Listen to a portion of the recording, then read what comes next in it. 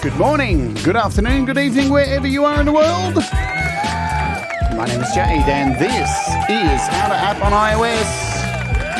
And today, my friends, we have the wonderful, the incomparable, the friendly, the delectable Chad Freeman on the show. Oh yeah, give us some applause. And we're going to be chatting about all manner of things. Some of them I don't even know about yet. But let's kick off with a song that Chad has hand-selected. This is Chris Lane Sr. and Hugh Caldwell, Cold Sorted City.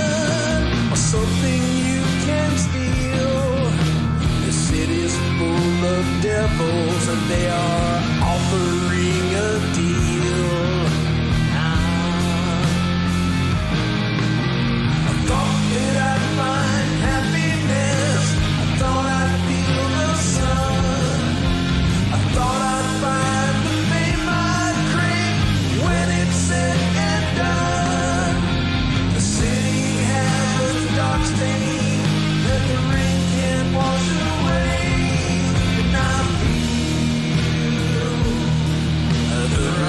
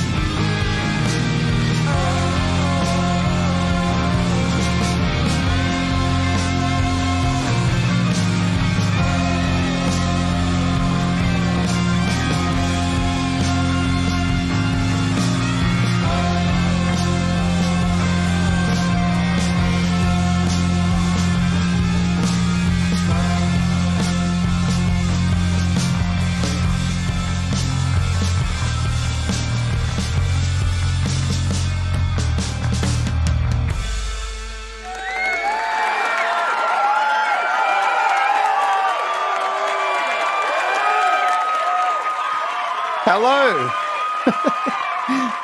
Welcome to the show. That was Sorted City by our friend Chris Lane Sr. and Hugh Caldwell, two people who've also been on this show. And I've picked their brains clean, ripped apart the carcass, thrown it out to you so they can continue to make music. And that's exactly what I'm going to do today. Today's guest, he's sitting there right for me to like fossick through his bones and pick through every little piece. Now he's scared. I can see him on the camera. I hope you're all doing well. You're all doing good in the chat. Hey, thank you, 15th Ben, for the kind super chat. That was very sweet of you. I haven't even done anything yet. Damn, I'll have to talk more about your sweet, sexy, sultry voice so you can clip me on your channel again, 15th. I'm glad I'm helping you out with content there, my friend. I hope you're all doing good. Good to see all the familiar faces here to support our wonderful friend, Chad, who supports many of us by playing our music and doing all that stuff, which we're going to find out about immediately now. So let's bring him on. Yes, I've been really wanting to hang out with Chad for a little bit because I really don't know a lot about this dude, yeah? He's just kind of come out of nowhere. He's got this weird sounding like Facebook group that's like about microphones and headphones and it's got to do with ham and stuff. And all of a sudden he's here playing our music. So I want to find out about this guy. He is the collector. I like to call him the collector. I sound like hippie. I don't even sound like 15th Ben. I'm going to call him the collector. Ladies and gentlemen, let's bring him on without further ado and let me stop crapping on like I normally do. Ladies and gentlemen, it is Chad Freeman. Let me get this shit together. Boom. Hey, Chad, what's going on? Hello. Firstly, thank you for coming on the show. And thank you. Not being afraid. unless that is a thing. No. As I said, I really wanted to have you on the show because, firstly, I think a lot of our values align. We've had some conversations about values and stuff like that. Just not a lot of conversations, but I think we are on a similar kind of path, that kind of way. And I want to find out, firstly, like I ask everybody, what does music mean to you? Because it seems like it means a lot. Definitely. Music, I would say storytelling means a lot to me in general. And I think music is a form of storytelling. And other than that, it's something that can pull people together, no matter what they believe or think, because it has that power, like a movie, to transport you somewhere else. So I really love the storytelling aspect, the creativity of it, and the fact that it can unite people. And that ties in really well with the next question I want to ask, because I didn't know this about you. But and that makes a lot of sense to me about storytelling and stuff, because you have been involved in filmmaking, and it seems like for a long time before you came across here. So what is this? Right. Because I opened up a whole world of links and was like, what the fuck? This humble, lovely, sweet guy named Chad Freeman even has an IMDb page. Dude, what is going on? So how did you get into like filmmaking, and was this something you did from an early age? So basically, filmmaking was something that I wanted to do, and basically in high school said, "Hey, I want to do filmmaking." I wanted to try to go to college to do that, and now we're talking 92, I graduated high school, so it's not quite how it is now. At the time, it was like you had to go to film school, film. Yeah. And so I went to the local college, Lamar University, and basically took mass communication, because it had film, radio, broadcasting, PR, newspaper, photography. And basically photography was my thing in high school. I was in newspaper yearbook photographer, and then I was a photographer at a local newspaper. And so that was my thing. And then by the time I graduated college, I had been working at that newspaper the whole time for 5 years. And I was at that point a writer, editor, all sorts of other things. But film was always something I wanted to do, always dreamed about doing. I wrote screenplays when I was in college. Just wasn't the opportunity like there is now. And so what happened is that I then went on to like this newspaper career, and then come 2009, the opportunity to get a buyout at the newspaper I was working at. So I took the buyout. They gave me $40,000 for my time that I had worked there. And they also, and they also gave me, they would pay for any sort of equipment or any sort of training. So I went and bought a Mac and Final Cut Pro and took classes on how to do that. And then I basically jumped into film. And before that, though, leading up to jumping into the film would have been, I did start a website in 2006, basically just to be creative and dabble with film. I did reviews, and it was called Polystaffle. So that's where the Polystaffle comes from that I use on all of my social media. And from doing that website of the reviews, I started to get movies from independent filmmakers that I would review. And so I got kind of connected with some indie filmmakers. And then from there, like I said, 2009, I said, okay, I'm going to try this. I'm going to jump into film, see what happens. And so, did a handful of things here and there. Nothing really to be too proud of.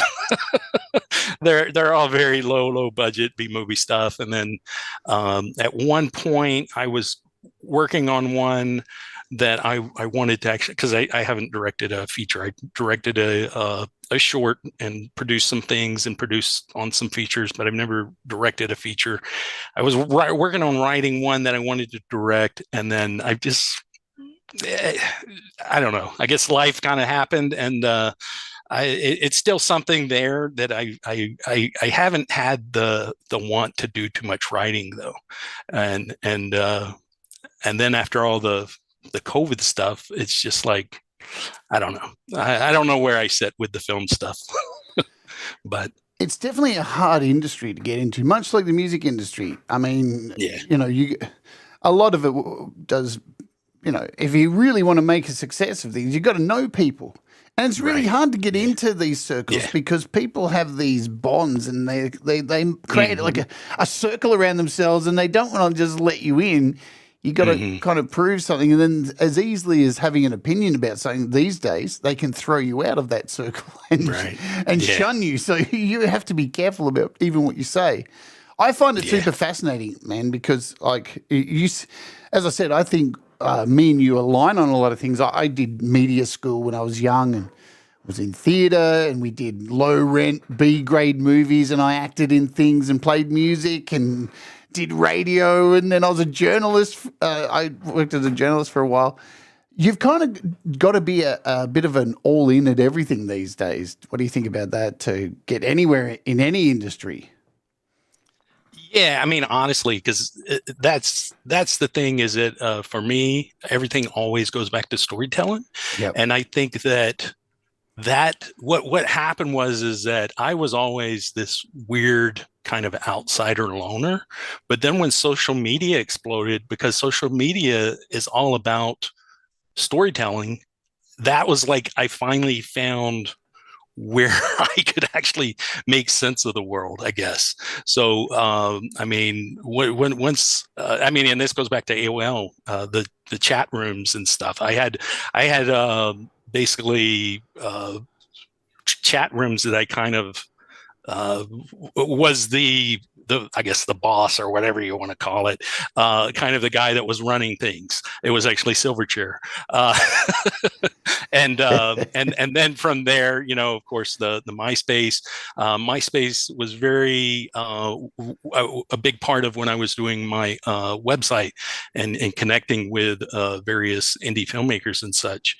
And then from there, of course, in film, Facebook was a big part of that.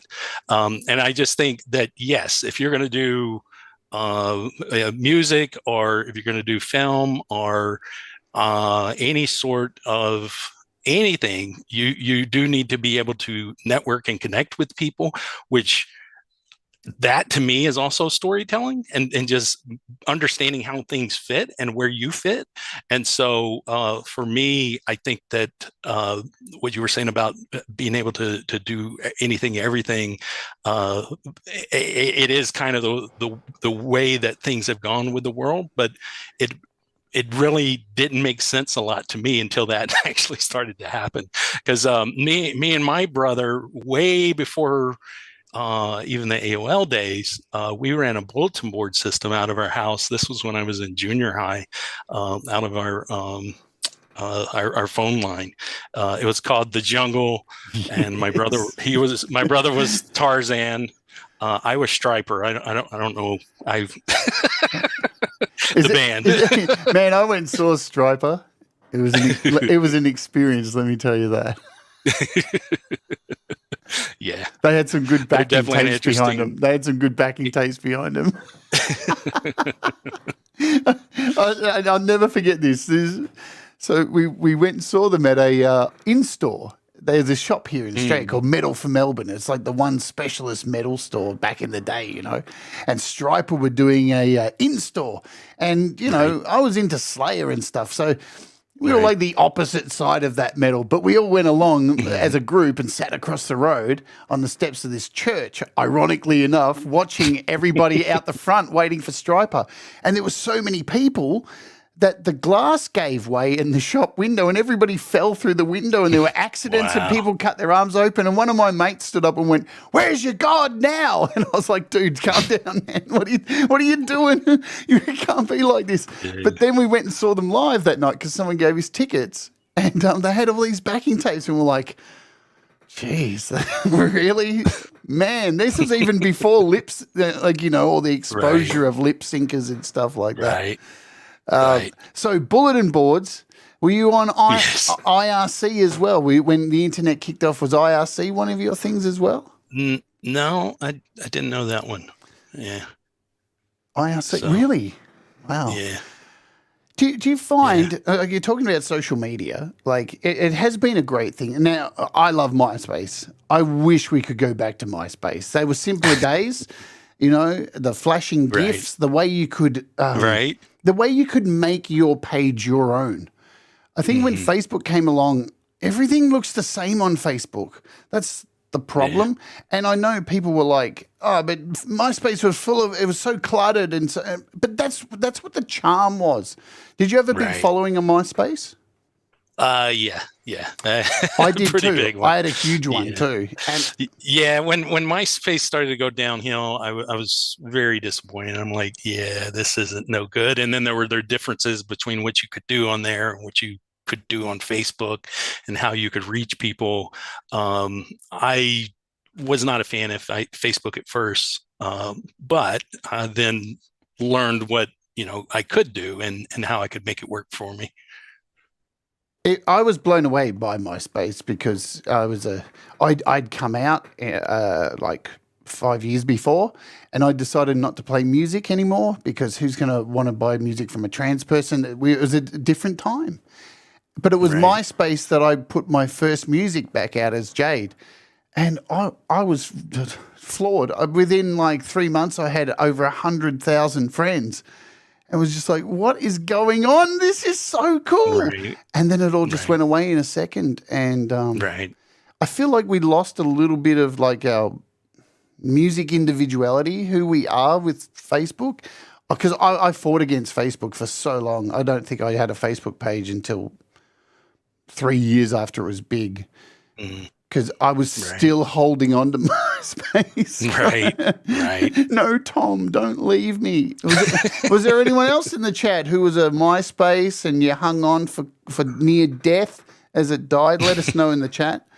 And then the Murdochs took it, and that was the nail in the coffin, wasn't it? That was the end. Yeah. Do you remember, Chad, when you were growing up as a kid, the music that was played in your household? And has any of that music influenced your taste today? Who are some of those artists? Oh yeah, definitely. My dad, he was real big on the Beatles, uh, Creedence Clearwater, um, and trying to think. He was definitely a like a rock and Bee Gees kind of guy. Uh, the what's funny is that the Sergeant Pepper movie was actually a big thing in our house, and that soundtrack was a big thing because you know that's basically the Bee Gees and the Beatles, Yeah. and so that was a really big thing. And with my mom, it was like Stevie Wonder and Oh, yes. Captain and Tennille and I'm trying to even think, but what's her name? Uh, there was another big one. I can't think of her name, but Cher was another big one with my dad, uh, and the Monkeys even, but and any of the bands like the Animals and the Birds and the Turtles and any of the bands that you know were an animal name, it was something being That played, shit don't happen anymore, does it? You don't see some new right? band coming out. It's Right. like, and just fresh out of LA, they've been doing the circuit. It's the Insects. No, it doesn't happen anymore. Do you reckon? Do Right. you reckon if bands did that these days, they get laughed off the internet? Right. Yeah, pretty The much. Yeah, Raccoons. right. Awesome. I don't, I think I don't know. Maybe the Piranhas. There's probably a band called the Piranhas. That's a yeah, cool. probably. That's a cool But animal. what probably happened is they probably went through all of the animals and then like at some point all of them were taken with bands. Yeah. So, but I remember though a big also my uncles were also really big into music. Actually, uh, my one uncle was his big ambition was to be a professional singer, country singer, and he like his whole life was pushing to he was going to do this and one of my other uncles basically was into writing music, and then my grandfather was into writing music, and then my uncle that was going to go into profession, he cut a demo of a song that my grandpa started writing that then his older brother wrote some of it and then he finished it and he got the demo and we were all so proud of him and we were like, oh, he's going to be the big time anytime soon. This would have been back when I was like in a freshman or something in high school, so we're talking like late 80s. So I mean he probably put out a pretty penny to actually cut that demo. And he would do like you know he performed with a band and did cover songs and things like that. But he basically he this was going to happen for him, and nothing ever else in his life did he pay attention to, and he sadly passed away at a pretty early age. So I'm sorry to hear that. yeah, It's a tough industry to get into, music for and sure. film, and it can tear you down, it can build you up, and then it's really hard because when you're young and like being somebody who wanted to be into film and like I wanted to be a musician, you have these dreams. You have like I'm going to be a rock star. I mean, Right. they used to sell it to you like that. We had MTV and we had all these things that made it look so glorious, and it really wasn't glorious. Like, Right. there's Yeah. a lot of, I mean, you have it do a show weekly about conspiracy theories and stuff and tie it into music. And a lot of those conspiracy theories are true. Some of the dead man clauses and stuff like that. The music industry has had a long time of some really shady business that is going on. And the more you get older, the more you see. Shit, no wonder it was pretty hard to break into this Right. industry. Did you ever Yeah. have dreams of wanting to sing or pick up an instrument or do any of that kind of stuff musically? I I I did and didn't, and I'll explain that. Michael Jackson was like the like I would say my first love. I mean, as far as like when Michael Jackson came on the scene with Thriller, I was just like so obsessed with Michael Jackson. And I had like these visions of me performing like at school talent shows and like performing Michael Jackson songs and things like that. But at the same time, I have always been so very shy and suffered from horribly painful social anxiety my whole life. I never knew what it was until I was in my late 20s. It was always, oh, he's the shy kid or whatever.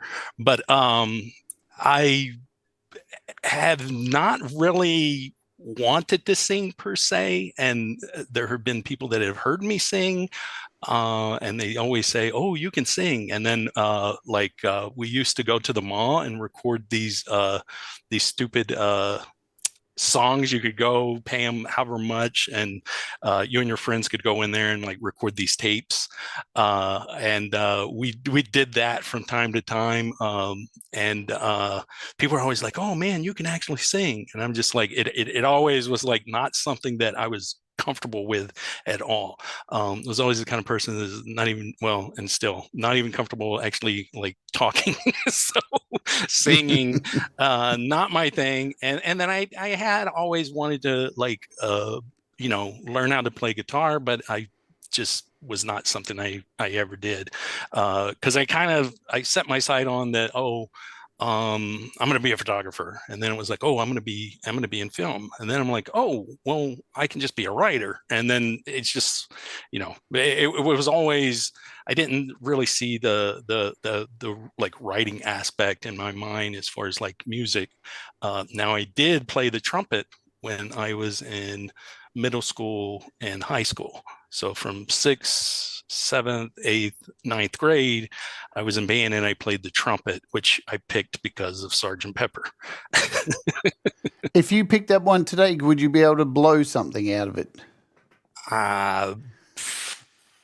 Probably not. But I mean, I mean, it could probably, after a while of practice, probably. But I hadn't, touched, trumpet or cornet in so long that I, basically what happened was my trumpet, I had one of the cheapy ones, and I in my mind made this decision. I'm either going to get one of the good trumpets, the silver ones, I forget what they're called, or I'm going to quit band and I'm going to play football. And so my parents said, nope, you're not getting another trumpet. And so I said, all right, I'm playing football. Did you want it? Was football a thing? So how far did you go with that? Football, I played my sophomore year, junior year, senior year. We're talking gridiron. We're it, talking American football. Yeah, American. Man, that's a brutal sport. Yeah, it is. And I did get one letter from one college, but I'm like, nah, I don't want to play. You don't want the head injuries? Yeah. Yeah. Now the college I went to, they had canceled their football program. Now had they had their football program, I would have definitely did what I could to continue football, but they had canceled it like 2 years before then, and then they didn't bring it back until like maybe 15 years ago. So Andy wants to know what position you played. I was offensive tackle and defensive tackle. And I'm going to nod and pretend I know what that means. I think I don't know what it means. We were absolutely terrible. We won one game my senior year, which that game was the only ranked team that we played, and we beat them by 2 points. And I was part of the goal line stance that stopped them from scoring like late in the game. They were like on the 3-yard line or something, and we ended up stopping them to win by 2. So, but yeah, we were horrible.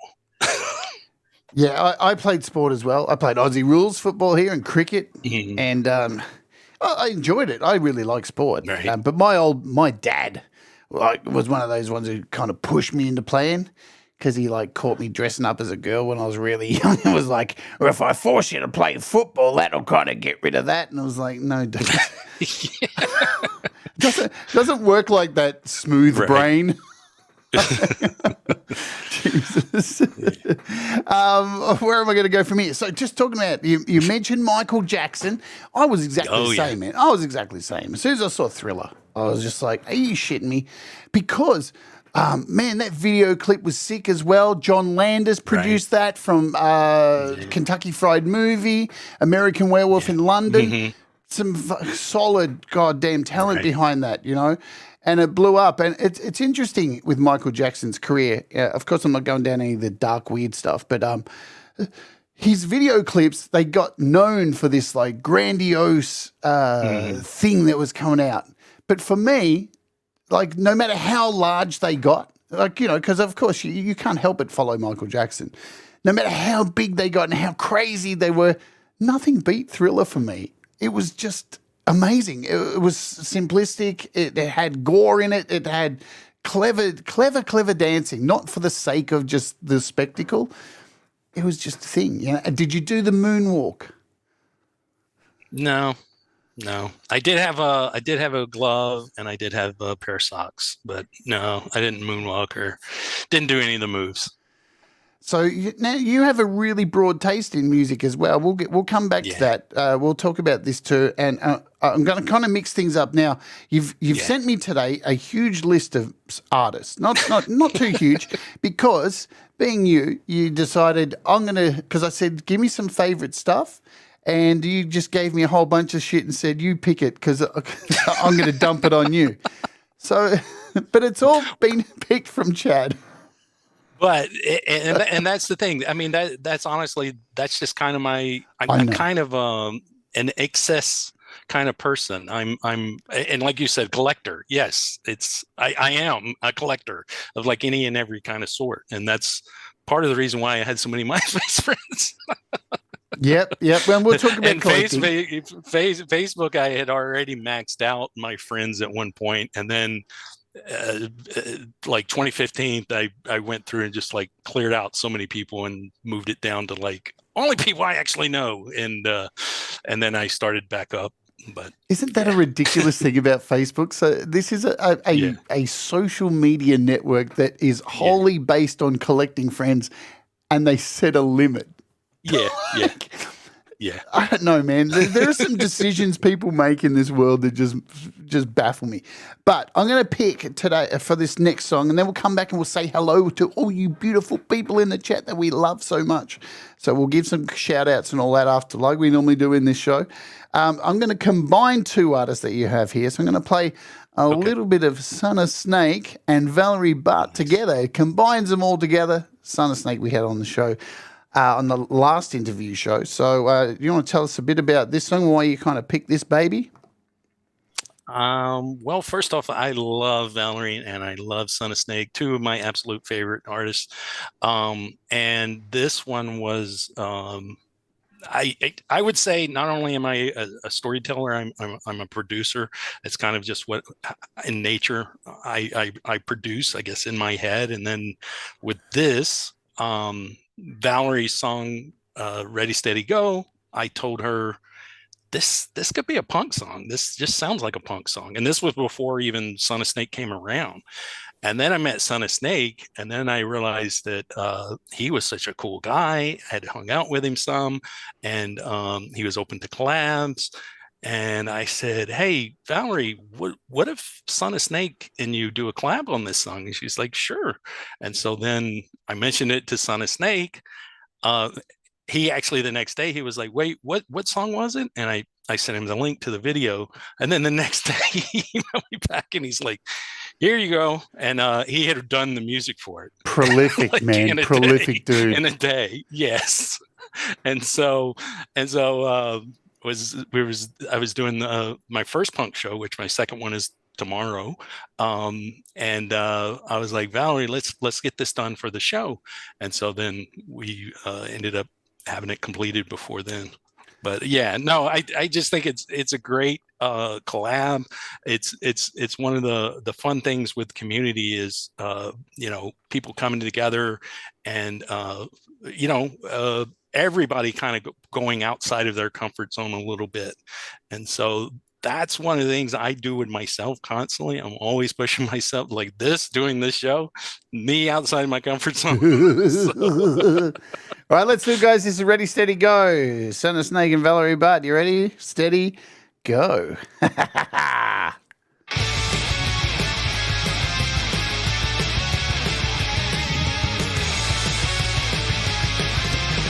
Every day gets a little bit shorter, and the colder nights are just round the corner. There's a hot fire I was hoping to join me inside.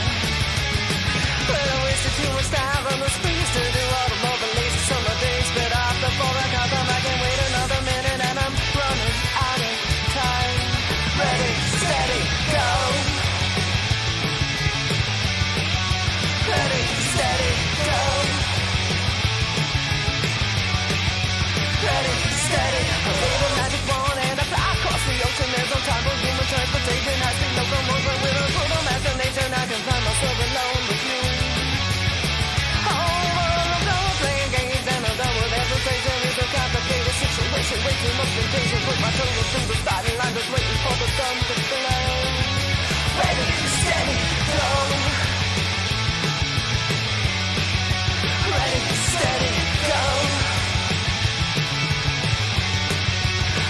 steady, go. I'm set to take my time. Don't worry about the bottom line, and don't take too much. They say to heart. But the silver tank will smile. You'll beat the ones who beat their heart. Time to tear your whole damn world apart. How ready, steady, go. How ready, steady, go. How ready, steady, go. How ready, steady. Nights won't help you to discover the meaning underneath the camouflage of colors. You can't face up to the feelings that you hide. Let it all hurt. You can't count on tomorrow and forever. Then the story was broken. Every bottle there's one last day to take me for a ride. Ready, steady, go. Oh, ready, steady, go.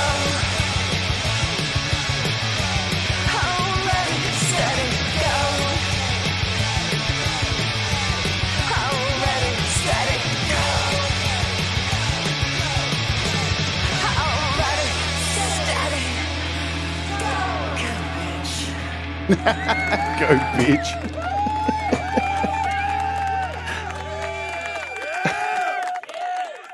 She is so great. Man, isn't she? What can't she do? What can't she do? I mean, you throw anything in that wonderful lady and she just kicks it out the park.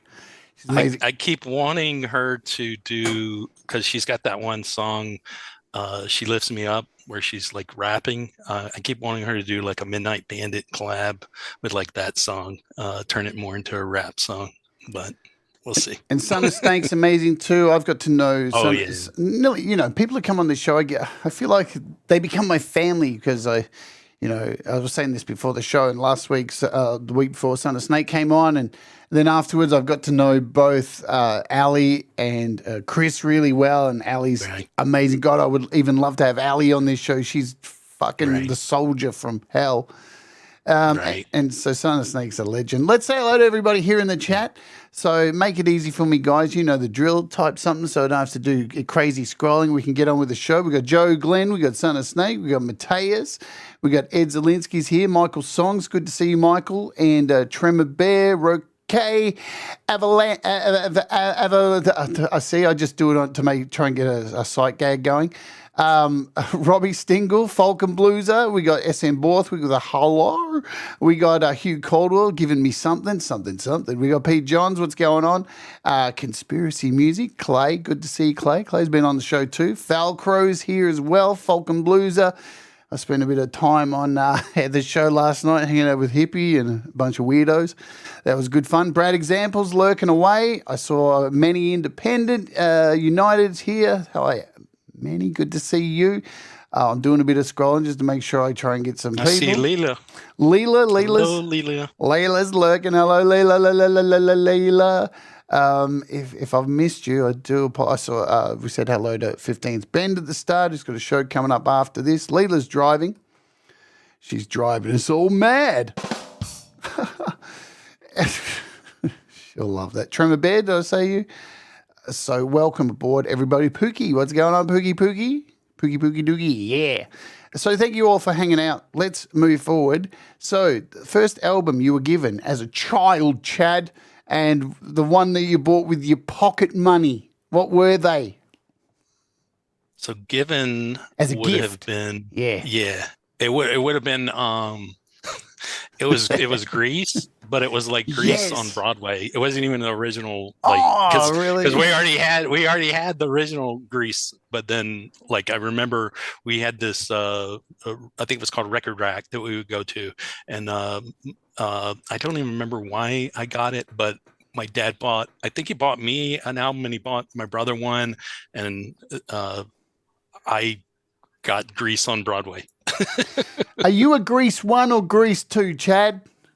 At Grease 2 as a kid. Yes, man. Did you like it or hate it? Hang on, did you like it or hate it? Absolutely loved it. Let's roll. This one summer, we spent me and my brother spent like a week at my cousin's, staying the night at their house, and we watched Grease 2 like 16 times over that week. What about you guys in the audience? Grease 1 or Grease 2? Let us know in the chat. Man, so my sisters used to play both of them religiously, but as soon as Grease 2 and Charlotte's Web, and I was tortured as a child. Charlotte's Web's an amazing movie. I shouldn't say that. But Grease 2 for me was just the one. It just had the songs are so good. I mean, Michael Carrington, what a dork. But that whole bit at the end. What was it Way Cool Rider or something? Yeah, Cool Rider. Michelle Pfeiffer, man. I found her so much hotter than Olivia Newton-John, even though I love Libby so much because, it's Libby. Yeah. But Michelle Pfeiffer, I didn't even know she could sing. And then that whole thing at the end where Michael is in heaven, he's like, I love you, remember your role. Oh, man, I know every word to that fucking movie. It's one of those movies that when I rewatch it, I'm like, I know what they're saying before they say it. I don't remember it, but then I put it on and I'm like, wait, I know exactly what's happening. It was so sexually charged as well. For sure. It's brutal. For sure. Pete says Grease 2 is like Nickelback. Everybody loves to hate it, but not actually that bad. That's the thing. It is one of the way they shoehorned in the British cousin of Sandy. It is right. It shouldn't have worked. It didn't for a lot of people, but I'm thinking of doing a Grease 2 opening hour.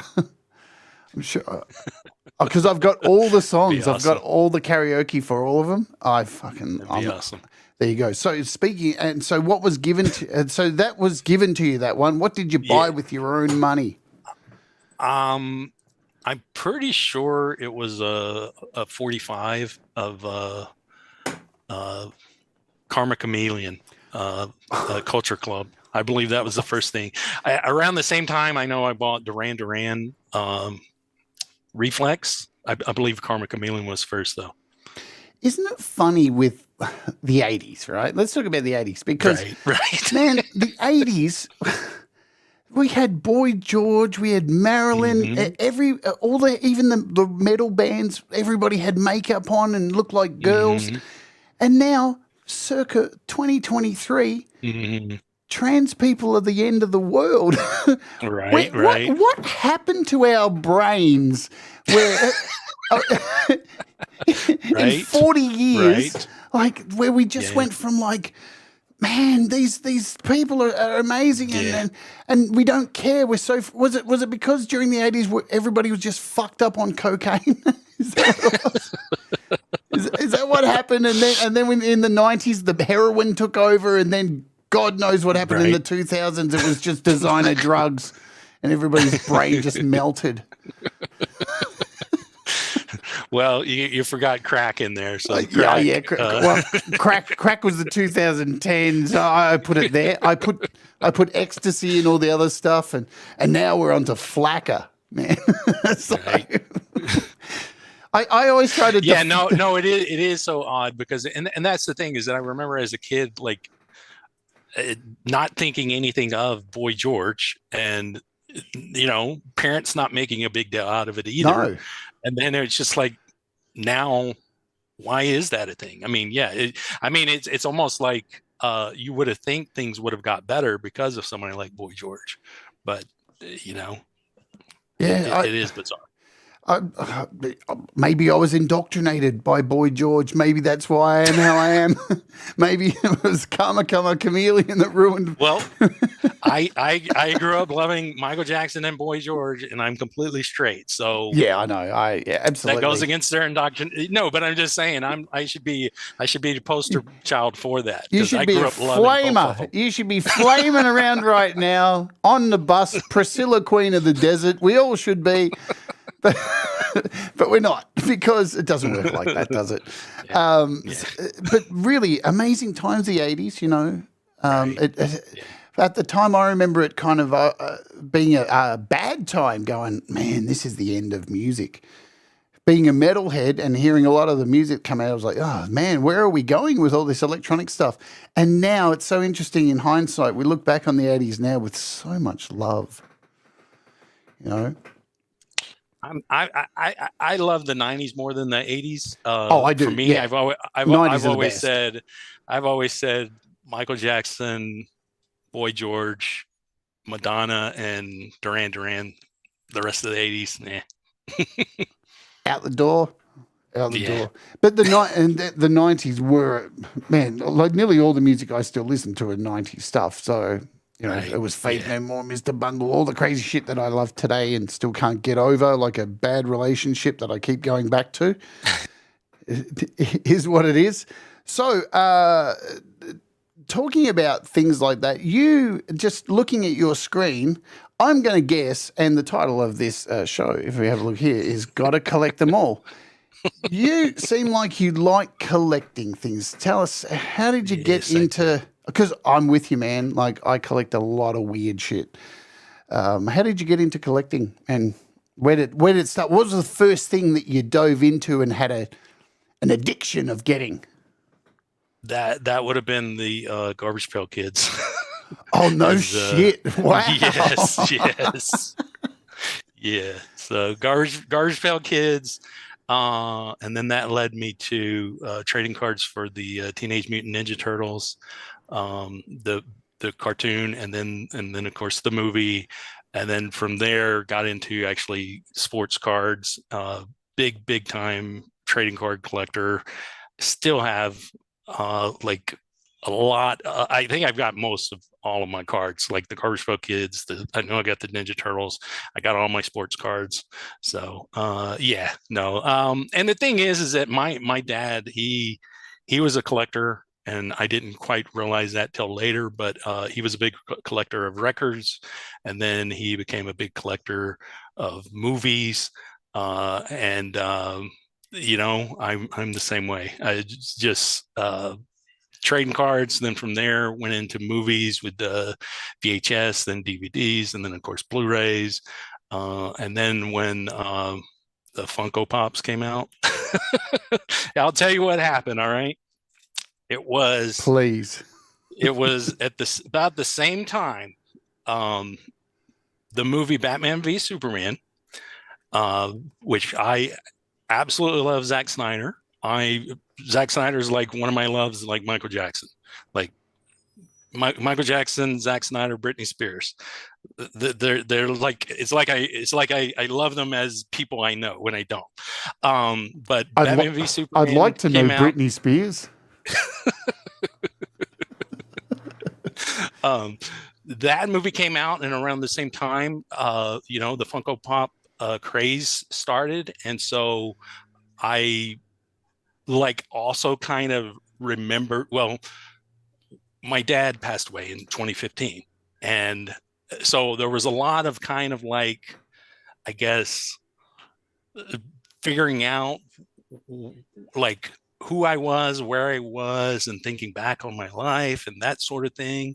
And so there was all of that kind of going on in my head. And then that movie came out in 2016. Superman was a huge thing when I was a kid that I really had kind of, I guess, locked away that love. Because I used to watch the TV show with my dad, and then that movie, the original Superman movie, was the first movie I saw in a theater.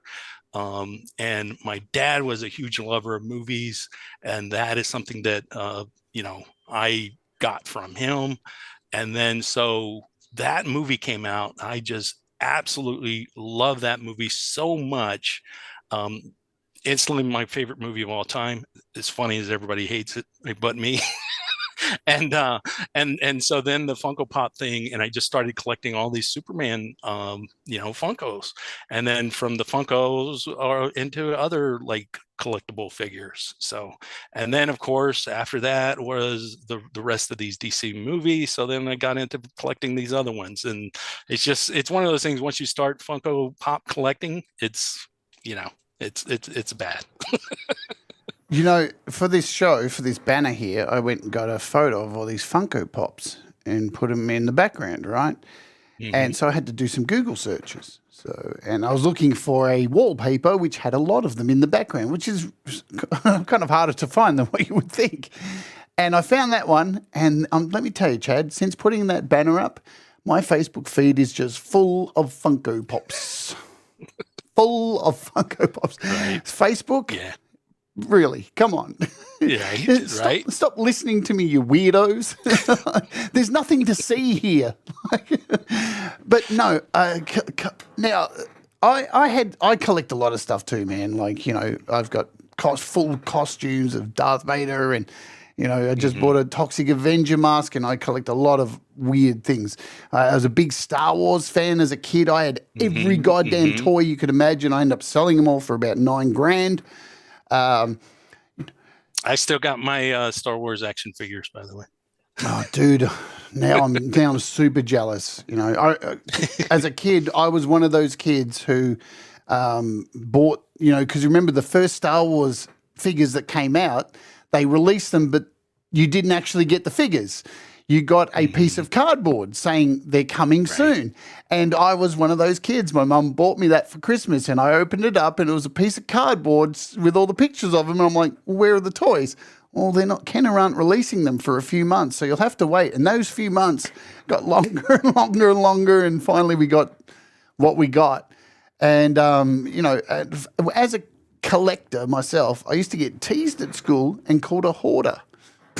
Now, there's a difference between collecting and hoarding, isn't there? Definitely. Yeah, definitely.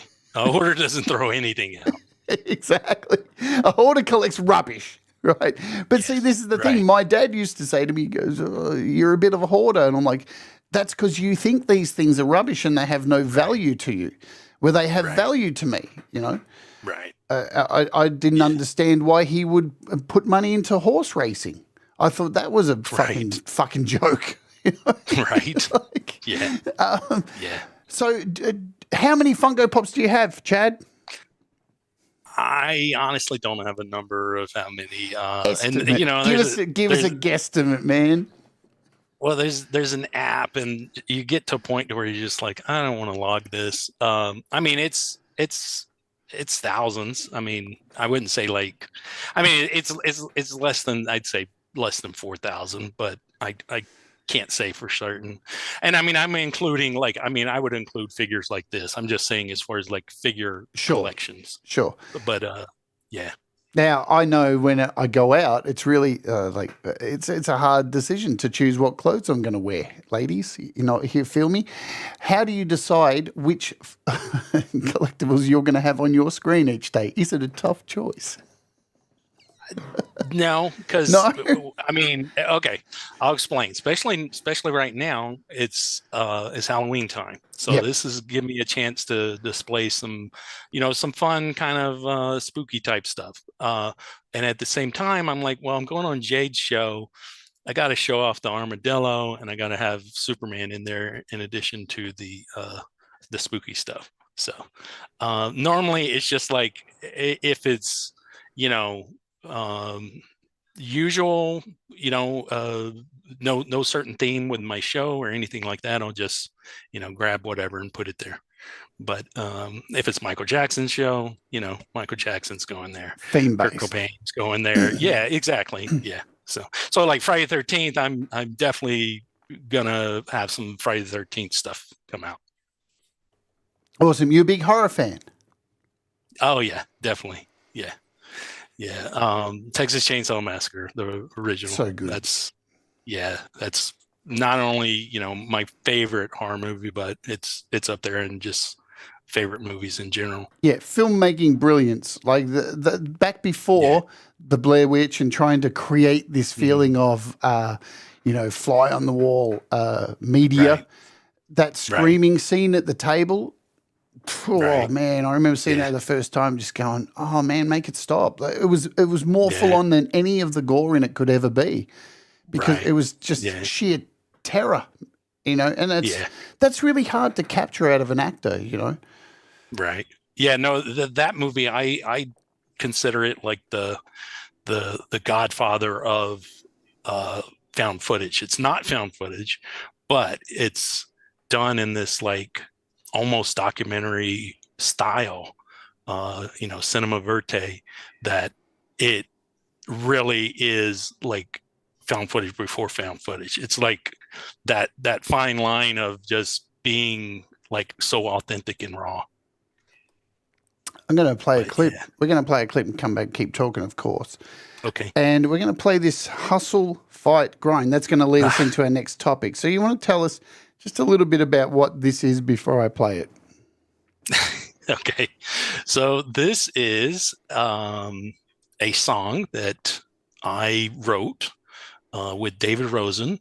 And David Rosen's the one rapping. He had a rap duo, MC Random and Jewish Dave. And I was doing this film festival. Polygrind started in 2010. And so the second year of the festival, I was like, I want a theme song. And Hustle, Fight, Grind became like the slogan for the festival. Because I'm always, for me, everything's storytelling. So you've got to brand it. And so Hustle, Fight, Grind is inspired by G.G. Allen and Hank 3. And it's, clips from the selections of the 2014 festival, because this is the remix version. Because what happened was in 2014, I told David, I was like, we need to revive the song. I want it to be dubstep. And so he basically remixed it for the festival, which he listened to it the other day and he was like, did I do that remix? It's like, I don't even remember doing that. And I was like, yeah, I told you, do it dubstep and put some chattering in it. And you did exactly what I wanted. But so this is premiered at the festival, the 2014 version of the song and the video. And that's what it is. Hustle, Fight, Grind. Let's Oge. This is Hustle, Fight, Grind. You ready, guys? Let's do it right about now. Life is hard.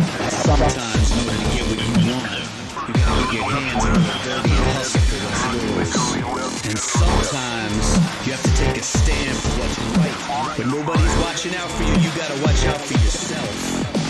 And sometimes you gotta get even dirtier when there's no getting around it. And that time is right now. It's time to grind. Hustle, fight, grind. It's time for polygrind, time for polygrind, time to hustle, fight, grind. It's time for polygrind, time for polygrind, time to hustle, fight, grind. It's time for polygrind, time for polygrind, time to hustle, fight, grind. It's time for polygrind. Ever since H.G. Lewis was splattering, skulls were shattering, doors were switched, but was pushing buttons, and we're on to something. Individuality, diversity, and creativity is what we need. And now we're gonna get a film festival of a different breed, where 10 feet Michaels and the rest of the infamous psychos, him, her, and what's her name, all getting down, playing the buddy game. Lloyd Kaufman, Robin Leach, and Chad Clinton Freeman. Answer your phone during the screen and get eaten by a demon.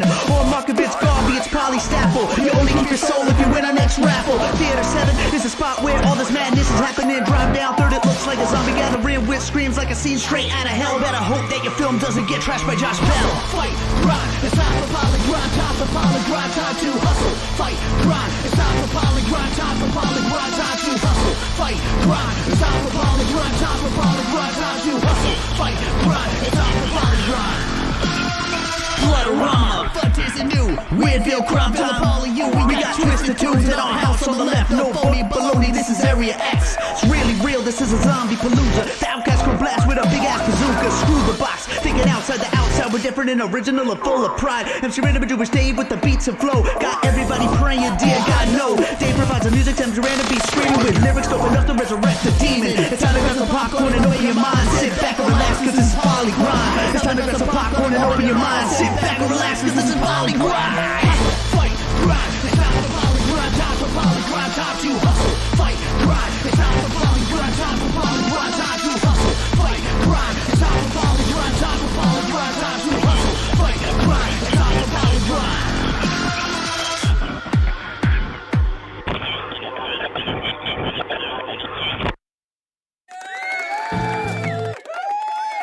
Hey, we're jumping ahead ourselves.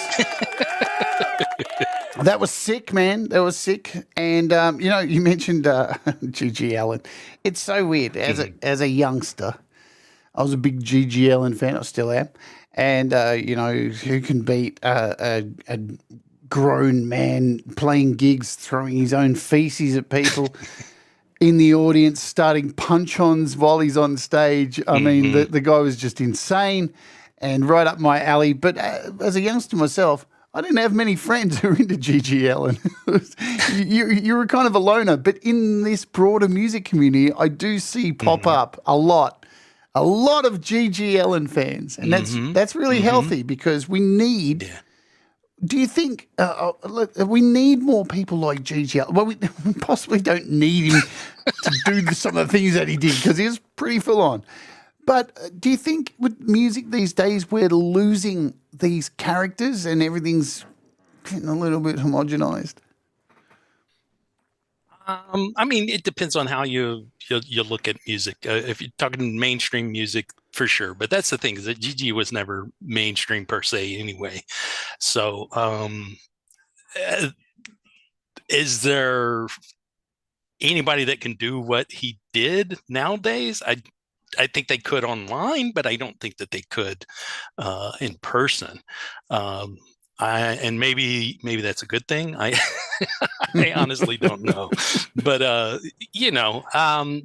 there is a bit with the mainstream. A lot of things are packaged in the same thing over and over. But there's always been that, I think, and maybe the mind of the attention and the mind of the masses seems to get smaller, even though the variety of things has gotten so much bigger, and that includes movies and music. So smooth brain is the word you're looking for.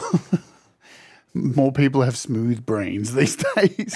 Andy's put here, born Jesus Christ Allen, born 29th, 1956. Died June 28th, 1993. Actually, he died on the day I was at a Faith No More concert, and Mike Patton announced during the gig that the way he announced it too, he was like, there was a huge mosh pit going on. This was here in Australia at Festival Hall. There's a huge mosh pit going on, and the song ended. And Mike looked into the mosh pit, and there was this huge gap of people around this empty space.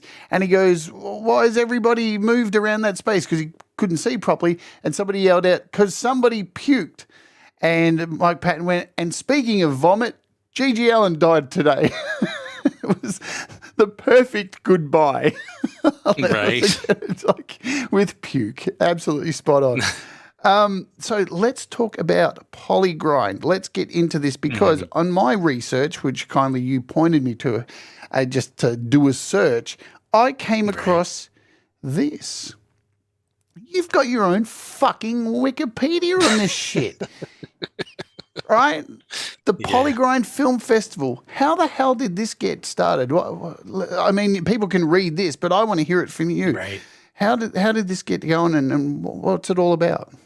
So again, 2009, I started getting involved with indie film projects, and I was working. I worked on.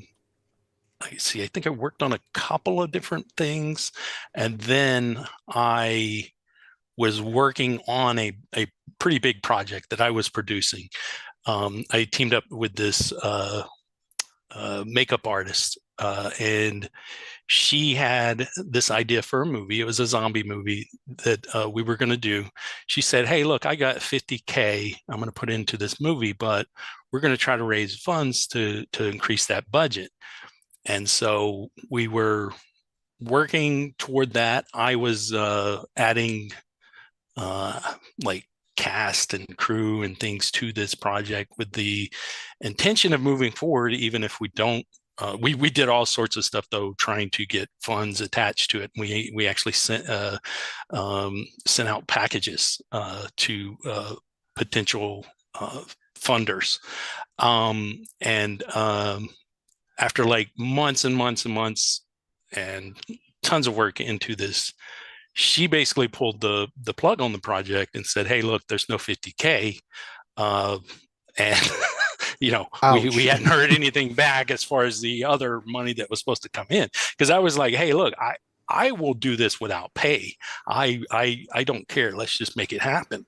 And I'm like, "We could just do with the 50K." And she's just like, "No, that doesn't exist." So from that, I was just like, what can I do that, basically using the same skill set that I was doing to produce this movie, that I don't actually need any money to start with. And so the idea came to do a film festival. And so I'm like, nobody's doing Grindhouse Film Festival where I can play movies and I can play short films and I can play music videos and I can play trailers and fake trailers and I can do all of that and just basically have this weird, art house, horror, sci-fi, anything and everything underground festival. And so that's how that came about, because I actually had a friend at the time that had a small little venue that he did weekend screenings of movies. And so we said, okay, we'll do it there. And I started put it out there to look for submissions, and then of course went out looking for submissions. And then the first year was pretty successful, so I was like, okay, this is actually going to be something that I'm going to do. And so I did it for 5 years. But I would always, I'm a seeker of movies and music, and I'm always looking for what's next, what's new, what's exciting. Both are kind of like a drug to me, and I seek them out. I don't ever wait for them to come to me. And so that's what I did with the festival, and that's kind of what I do with a lot of the stuff I share on my show now. So it's like a drug. It's like that's my high of finding this next thing. Because there's a couple of things some people may know, some may not, but Dead Hooker in a Trunk was the first festival to play that film. That was the Soska twins, who then went on to have like a Netflix TV show called Elevator.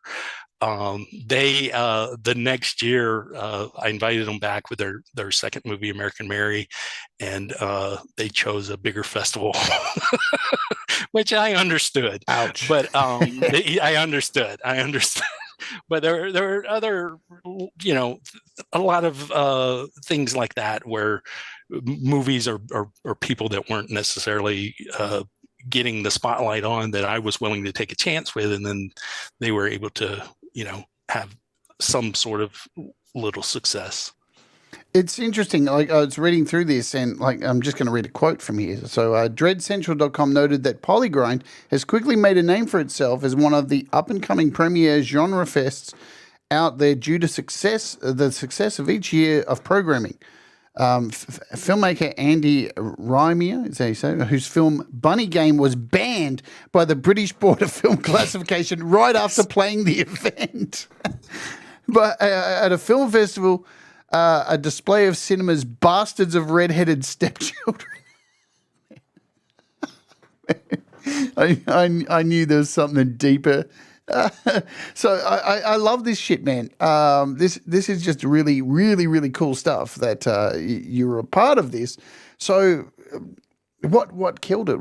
How was it hard to manage and do all this stuff? Because filmmaking is, like as you said, it's based on a lot of funding. You got to do a lot of panhandling to get people to fucking help you out with this, and it's not such a wham bam, thank you, ma'am. People pull deals all the fucking time. It's a really cutthroat industry. So what were some of the challenges of keeping this thing going, and what eventually like made you go pull the pin?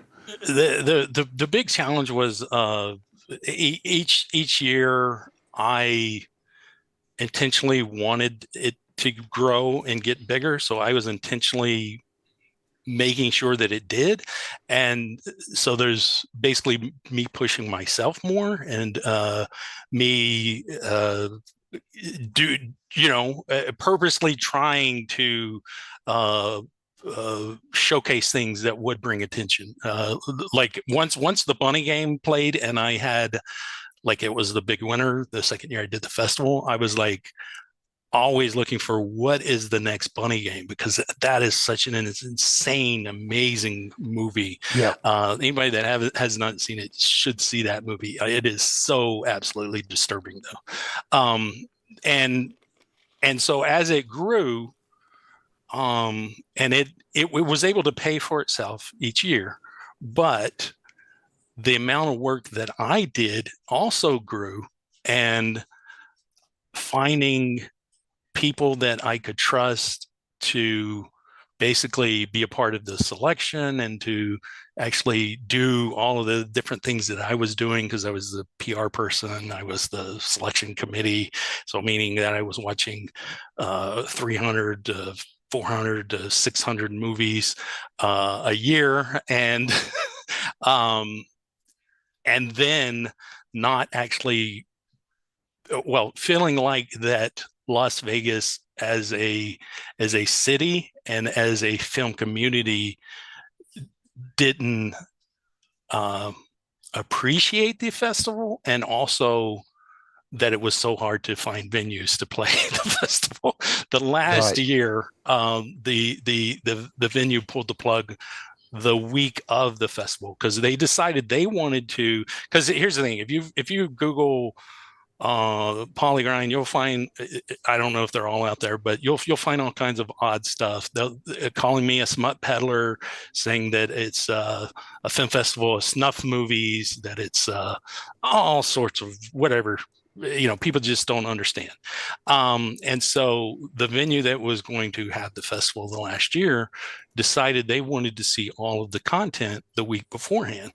And so it was a scramble for them to get the movies, and then they contacted me back and said, nope, we're not playing your festival. It's softcore pornography, and we're not having that in this venue. So there was a huge thing of, okay, the festival's dead. It's done. Luckily, there was a venue, and this was actually through Albert Pune, which he was a big part of the festival a couple of years. Some people should know who Albert Pune is, but he actually helped me get the venue for the final year of it. And I'm just like, you know what? I can't deal with this stress and this pressure that I'm putting on myself. And so I decided to take a break from it. And then it was just like, yeah, I don't want to do this. And I decided, okay, it's dead. And then I was always open to reviving it. And then, of course, the pandemic happened, and I'm like, there's no way I'd ever do the polygrind again. Yeah. I don't see it happening the way that it was. And I'm the kind of person that if I can't do things my way, it's got to be a certain standard, and it's got to be,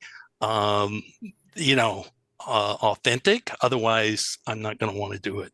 I did have a meeting, and this would have been back in 2017. Somebody that was interested in,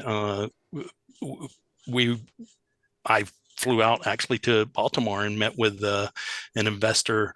We were in talks to do because my idea was these mystery boxes, were really hot at the time, to do a film festival in a box, basically a polygrind box. So every month you would get a movie, and you would get like a trading card and some sort of other collectible. And I had reached back out to some of the filmmakers that were involved, and they're like, oh yeah, I've got this, we could do this, we could do this. But basically it ran into a situation of they wanted to not do it the way I wanted to. They wanted to basically take the polygrind name and do it their way. And I was like, no, that's not happening. Yeah. So. Well, I searched a lot through your stuff. I found, I think what's cool about the algorithm of Google is a lot. There's a lot more of the good stuff that's at the top of the list when you search. I mean, you have to go pretty deep to find anything that slags. But like here's one thing: PR Log. This whole article's on Polygram Film Festival. More than just blood, nudity, and scares. See, I see that headline and go, ooh. But this is written by you. Right. Yeah. But obviously, because you got to do your own PR, that's a thing. You've got to like promote yourself really hardcore to get people into it. And right. As you said, this is no mean feat. Festivals and things are so fucking incredibly hard to do because you can put all this work into these things, and then nobody turns up. Right. Yeah. And it's, for these kind of things, it's like gigs, or even people here on YouTube do a premiere, put all their heart into a song. They do a premiere on YouTube and 3 people turn up. It can be really soul destroying at the same time. And then you have people like working against you, saying shit like, this is snuff. This is, as an avid gore fan myself, it's, and gore films, horror heads, we seek out a lot of stuff. We're always looking for the latest shocking film to keep us going. And there, for a long time, there was a lot of dry spell. What's one of the films you've seen that has melted your brain? What's one of the most disturbing horror films or your grindhouse that you have seen that has melted your brain and you found it hard to recover from, Chad? Well, the Bunny Game's up there. But other than that, I would say Amateur Porn Star Killer, Scrapbook, and August Underground. August Underground is mad, isn't it? I thought it was real. I thought it was real the first time I saw it. I was like, is this real? Is this what's going on, man? It's hard to stomach. Very. So if there's anyone out there who can get their hands on it, it's on Blu-ray. I just got my copy like a month ago. I've had a copy for years, and it's stored away. My most disturbing film, of course, is a Serbian film. That was one that I had to sell. I had to sell that one. I was like, no, I'm not keeping this one. I was sick after that. I physically threw up, and not watching the film. It was actually afterwards. I went shopping afterwards to the grocery store, and I got to the meat section and looked at the meat in the tray and just threw up in the middle of the store. And I don't know, I couldn't get some of those images out of my head. There was. Yeah, and I don't get messed up with horror films very much. I can watch some pretty hardcore stuff. Right. But what I was going to say is a cool thing with when I did the festival is that so I mentioned Amateur Porn Star Killer. So that was one that I was sent on a VHS tape when I was doing my website Polystaffel back in like 2006. And so that movie disturbed me at the time more than any other movie had ever. And it sent me on this journey of why do I seek something out like this? Why do I like this? And then just was so like led me to a profound place of what is wrong with me? What is wrong with the world? of why is this something that exists? And so there's something beautiful and also something so horribly wrong and ugly about that. But that filmmaker, Shane Ryan, I became really good friends with him. He lived in California, and then he got involved with the festival. I started these relationships with the website, and then when I did the film festival, a lot of it carried over. It's almost like I parlayed that into the next level. And then, like I mentioned, Scrapbook, that's another one that's like so disturbing. That's Eric Stanzi, and he his movie that he did at the time that I was doing Polygrind was in Polygrind. And then the other one, Fred Vogel's the one that did August Underground. He had one of his films. It was not one of the August, not in that series. It was one he did out after those. I forget the name of it, but he was also involved with the festival. I'm one of those people that kind of like, it's almost back to that whole collecting thing.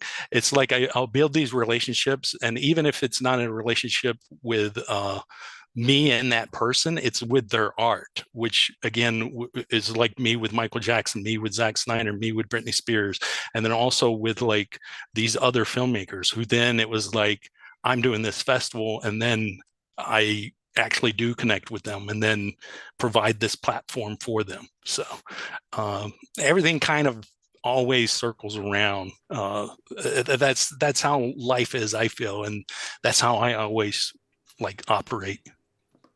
People are putting their scary films in the chat. A couple. I'll send you a link after this to some Aussie ones. I don't know if you follow Aussie ones. It's From Sunshine to Hell. I don't know if you've seen that. It's a small university film. It's on YouTube, but they've separated it into 7 parts. It's oh man, it's bad. Aftermath was another film, man, for me. I don't know if you've seen that, about a guy who works in a morgue, and the whole film is just basically him shutting the morgue for the night and having a relationship with one of the bodies, and that is the whole film. It's pretty much a silent film of just this man and his relationship with a dead body. It's like, whoa. That left me a bit messed up. But anyway, let's play some music. We're going to play Faded by Jesse Cantrell. Why are we doing this, Chad? Oh, I just absolutely love Jesse. Jesse's one of the artists that the Facebook group that I have, he's just an artist that I found on Facebook that I was blown away with what he had on his YouTube channel, and just invited him to be a part of the group. And then from there, he has, gotten involved with the YouTube music community. And so he just kind of one of those artists that I sought out and then kind of latched onto. And then he's, Son of Snake was the same way. Son of Snake was somebody that I found on Facebook, and then I reached out to him and pulled him into the community. That's one of the things with me, is that I again, I'm a seeker, and so I seek things out, and then I'm also I want to share things, and I want to include everybody. I'm inclusive, so Absolutely. I try to grab things that I like, and then, hey, here, join this party, that sort of thing. Yeah, it's one of the things I love about you, my friend. Let's play This Is Faded. Jesse Cantrell, you ready, my good friends? Let's do it. 1, 2, 3, boom.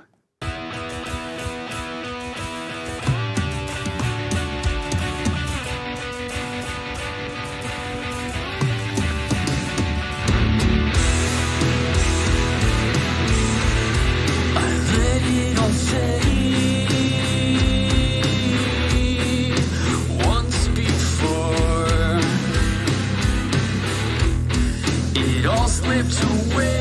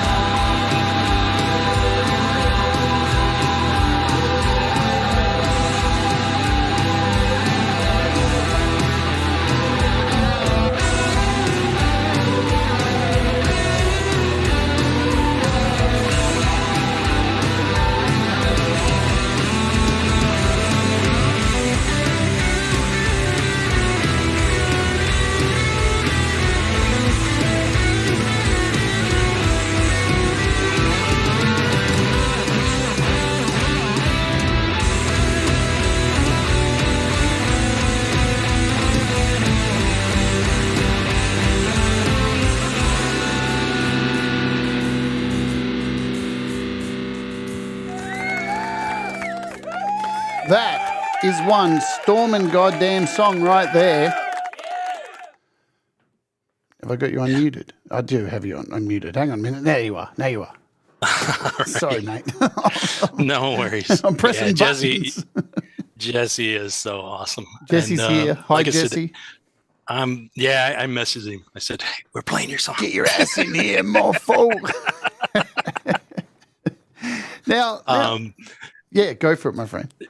Oh no, I was going to say, I'd mentioned how I love the '90s, and that's one of the things that, like, Jesse, his music really, really hits me in that, alternative and grunge and just 90s feel. So huge fan of him. Yeah, I've seen that song doing the rounds everywhere, and every time I hear it, I stop and pay attention. It's a rad song. It's really good quality, great clip. And that's what we like to see. And you, as you said, you are a seeker, and that's one of the things I do love about you, that you kind of came onto this YouTube community scene out of the blue. You've got an interesting name for your Facebook group. Microphones and headphones. How do we go from microphones and headphones into what you do today? As I look at you as a promoter, Chad. How do we get from that? Well, this Facebook group. How did you start that? Yeah, and you did what Clay does sometimes. It's headphones and microphones. I know. You said microphones. Microphones and headphones. Well, it's confusing because like every time I see the group and I post there, I go, "Where's the microphones and headphones? Where will they ever be here?" I know, and there's sometimes there are companies like selling headphones that'll post, and I'm like, no. So okay, a couple of things. Yeah. One is I started hanging out a Clay show or watching to get me there. This guy Chili DeCastro, he came to town where I am and started making all kinds of ruckus. He's a YouTube phony auditor guy, and he then at the time was involved with the Ironton Auditor. Ironton Auditor broke off from him, and then Clay was doing a roadshow on Ironton Auditor's channel. That's how I found Clay. With watching Clay, I started bringing people like David Rosen that I was friends with, that artists on YouTube, and having them come to the show. And then I started finding people on Facebook. The two first big ones were Florencia Minetti and Philip Steele. I found them on Facebook, and I'm like, wow, these artists are so awesome. I bring them over to Clay. They started playing them. And I noticed there are other musicians or other promotional sites out there, and it just seems like it's kind of like people post and then there's no response, and then is there anything else after that? Yeah. So I was like, you know what, I'll start one, and maybe then I don't have to seek as much. I still do, but maybe people can come to the group, and then I can then take them to Clay. This before I was ever gonna even think about streaming, and where the name comes from is David Rosen. He does a podcast, and I'm a guest on his podcast. It's a movie podcast. He has a Facebook group that is really cool. It's all about movies. He promotes the podcast there, but it's also just a discussion group about movies in general. And he named it Popcorn and Puzzle Pieces, a movie discussion group. And so basically I was like, trying to make a group, and I'm like, you know what, I'm gonna just go the David Rosen route. And I'm like, let's see, popcorn and puzzle pieces, headphones and microphones. And then I'm like, yeah, ham for short. And I love that. I was like, ham radio music, and that makes sense awesome. Too. The ham, good old school ham radio, so I get all that. Yeah. So and then so that's basically where that came from. And then like, had like David Rosen, Philip Steele, and Florencia are like my first people to join the group. And then, I haven't really sought a lot of people out. I do sometimes because when I do these specialty shows, I'll go particularly look for whatever, like the punk show coming up Saturday. I'll go and I'll particularly look for punk bands, punk artists. And then, we'll get them to join the Facebook group. And it's just to make it all community oriented, because that's why I'm always back to like the community, not just the one thing. That was the thing with Polygrind. It was never just about a festival. It was like bigger than a festival. It was a network of people. If this filmmaker had a new movie and they needed an actress, or they needed an actor, or they needed a distribution, they could connect with somebody that I knew, or I could connect them in some way. And it was just, I was called it's funny, you call me the collector. In Vegas, I was called the connector in the film community. So. Got to give props to Lynn. I stumbled across the show because of my affinity for pork. Oh God! I love Lynn. Lynn is hilarious and so talented way beyond what she gives herself credit for. Yeah, I know she's hard on herself. I've played her a few times on my show and fist bump, fellow sister. So what I love about what you've brought to the community, because, hey, look, there's a lot of, we start out, Metalhead Hippie was one of the first doing this stuff, playing people's clips, starting a community. And, Pete's got YML. And then as time's gone on, we've had more and more. We've got Clay, we've got yourself, we've got Ron, we've got 15th Band, Falcro as well. We've got a lot of people who are playing people's music now, and it's fantastic. But what's one of the hard things is getting new people into these communities. They kind of they dribble in.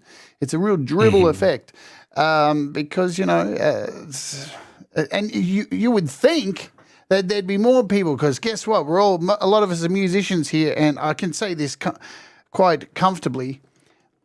Narcissists, aren't we?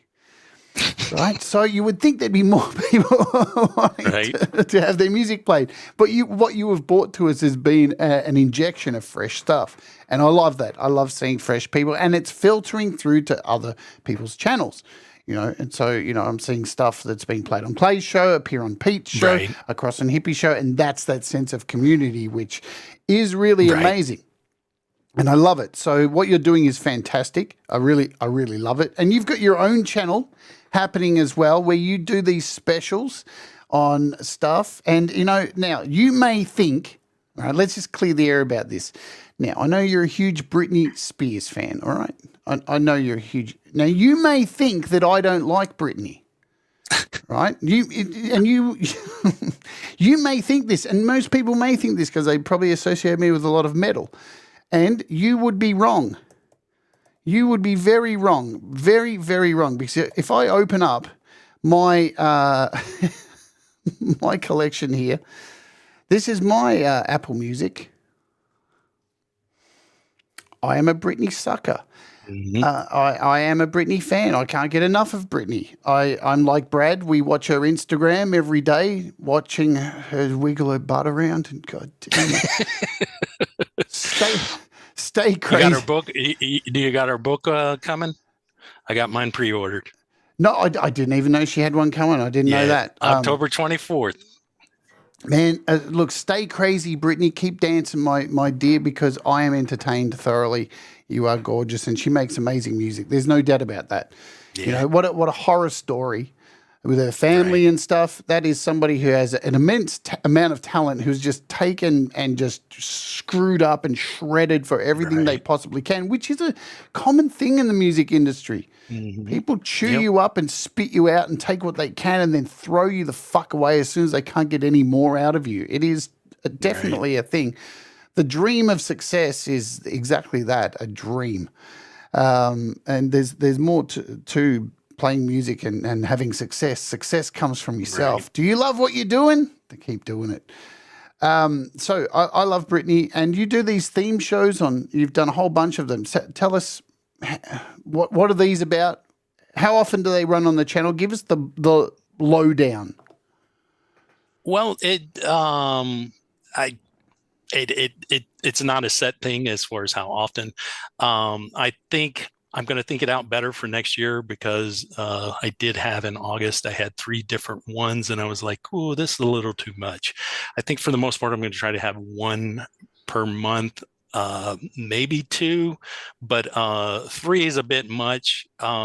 It's just one. I think it's a great way to pull in new artists and also new fans, because you focus in on a certain genre or a certain mainstream artist that already has a fan base, and it's a way, in addition to that, for artists to push themselves to do something for that particular show. So, I've done 2 punk shows. So, again, go back to the Valerie Bott collab that we basically, made come together for that. With this one, I do have a new collab that I spearheaded, of course, with Son of Snake. It's with Son of Snake and a newcomer to the community, Alice, who is a drummer, who she has been played on Clay's show, and she doesn't have a lot of her original stuff on her channel yet, but she's working on that, and she does drum throughs. So that's one of the big fun things that's going to be on the punk show. But yeah, just getting different people involved with the show and exposing different music to different people. That's all of why it's done, and also it's a way to express love for those particular things. I love punk music. I love grunge. I love Michael Jackson. I love Britney Spears. Got a Britney show coming up in December. Kurt Cobain.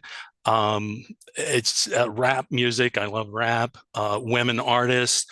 I don't feel that the women artists of the YouTube community are represented well enough or appreciated enough. And so I have this platform, and I already have realized in the past that I can, share things that otherwise aren't going to be seen by people.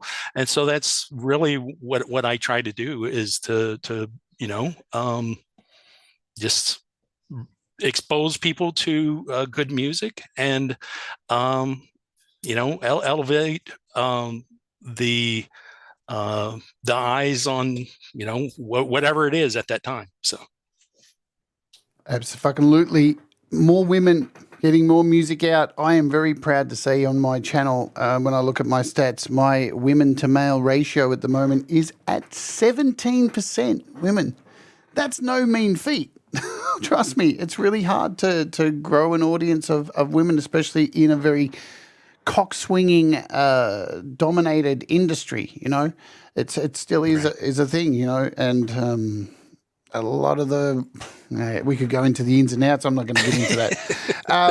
So now you work with Clay as well over on Clay's channel. Right. I think it's a nice combination. It's a bit like good cop, bad cop. Is that a good way? Is that a good way to describe it?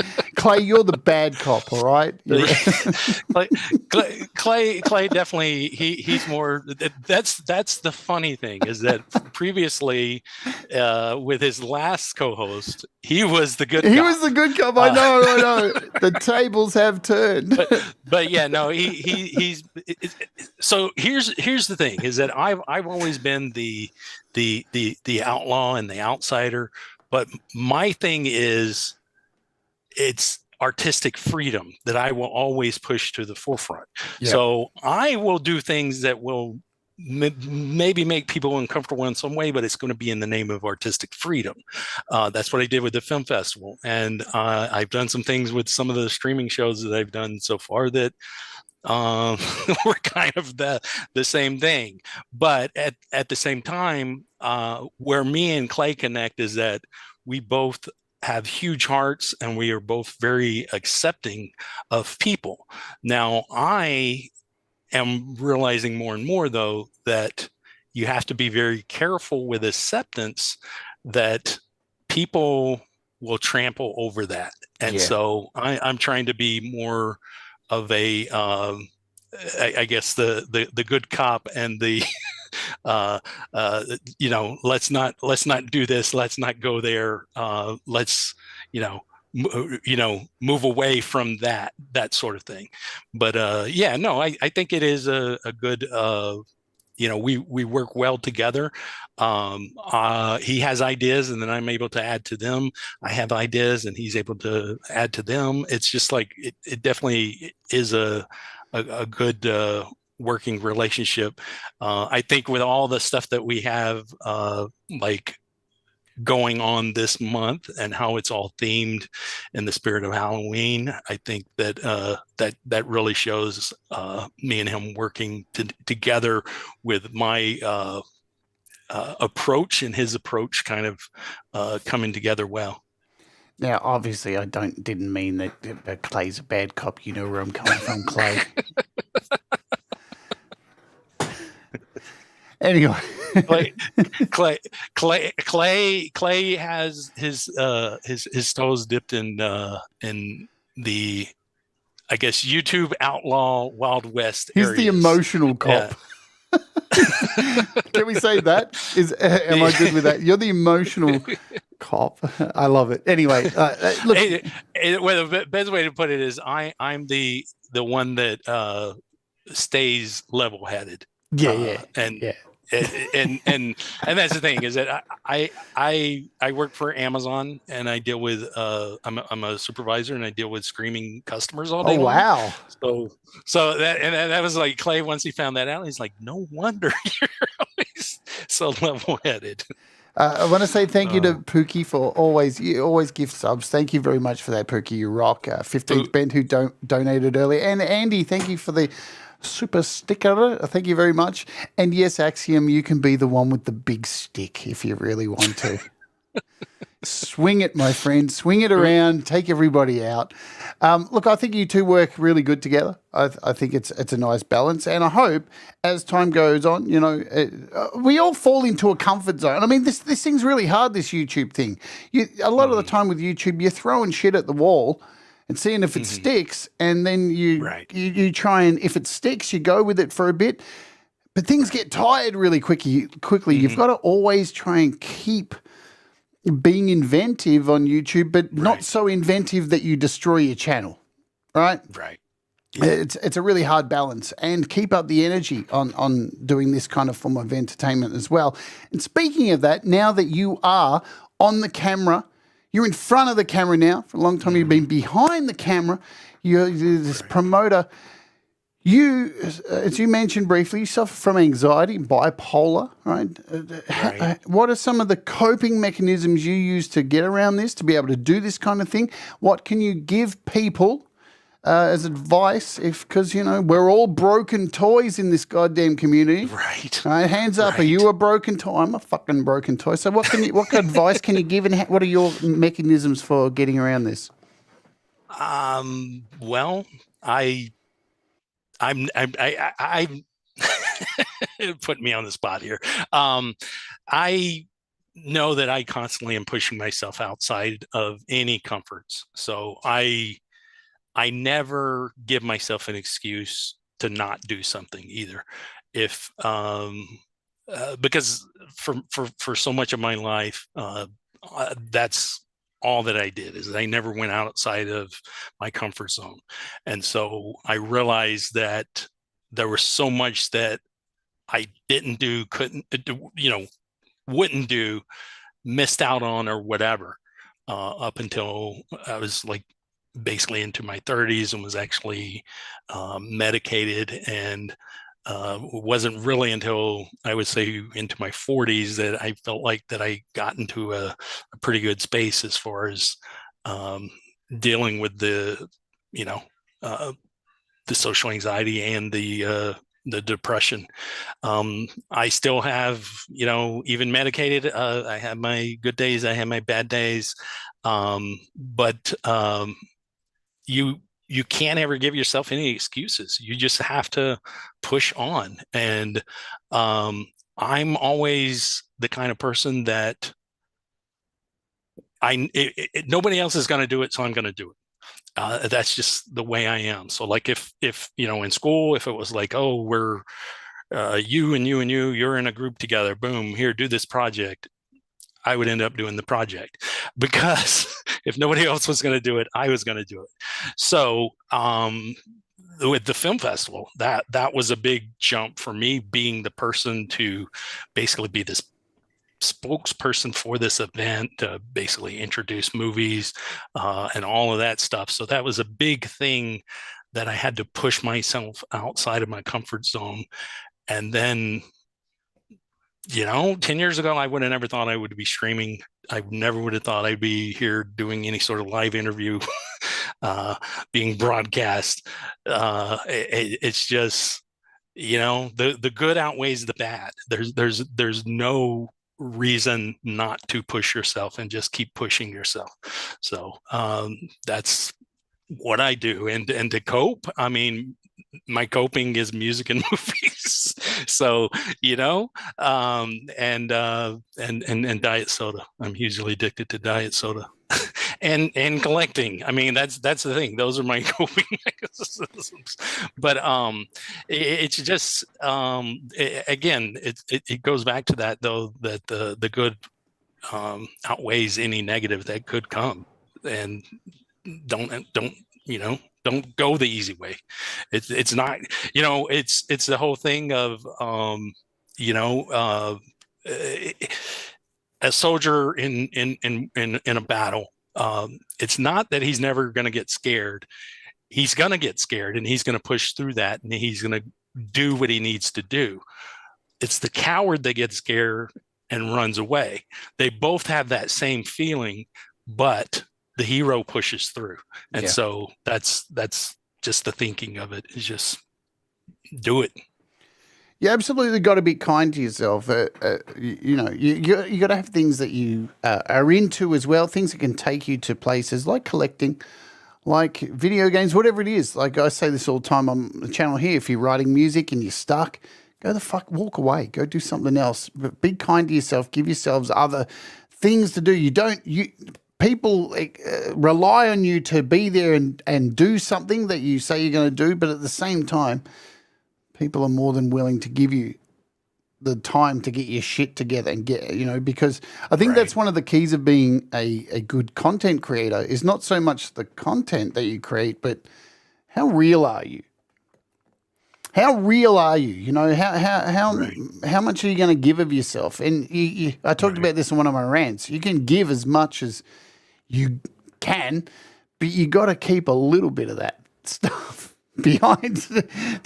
If you give everything, fuck, man, you got nothing left. Right. And mental health is incredibly important across all of these channels and all of the way we create, because when your mental health is fucked, your music's fucked. But sometimes it works the other way around, where your music or your craft can bring you back from the brink, which we've all been to. I'm going to go. We're going to go a little bit over time. I know there's nothing directly after, because I want to end with a particular song. But I want to play this first. Now, you've given me a huge list, so there's clearly stuff that's missing out here today, yeah? Right. So thank you all as well for hanging out here today. I mean, we're up to 41 people at one point, so thank you so much for supporting Chad and coming along, because it's all about Chad, definitely. I'm going to play this Undead music video from 2010 now. So give us a little bit of a words on this, and then we'll come back and we'll wrap up with a few fancy questions that I like to ask people at the end of the show. So tell us a bit about this, Chad. Yeah. So this goes back to 2010, like you said, and this was somebody that I had met on Facebook. I mean, MySpace. So goes back further that I actually met this Daryl, the basically a guitarist of this band, one of the masterminds of the group. He sent me some practice footage of the band one time, and I cut together a video. And again, 2009 is when I was just learning how to edit. And then later he decided to do this video, and he was like, "Hey, I want you to cut it." And he's from Canada. He actually sent me the hard drives to edit the footage and then send it back to him. But yeah, no, it's a fantastic song. It's a fun video, and I love to just toy around with videos. I love to edit. I love the process of it. I love the experimentation of it, and I just do what I can to try to, in the time frame that I have with the footage that I have, what can I do to not just have it cut from image to image, but how can I spice it up? And that's just the way I am as an editor, and I enjoy that, and that's what this is. You ready, folks? Let's Oge the Undead. Don't tell Betsy. Music video. Let's do it. You ready? Boom.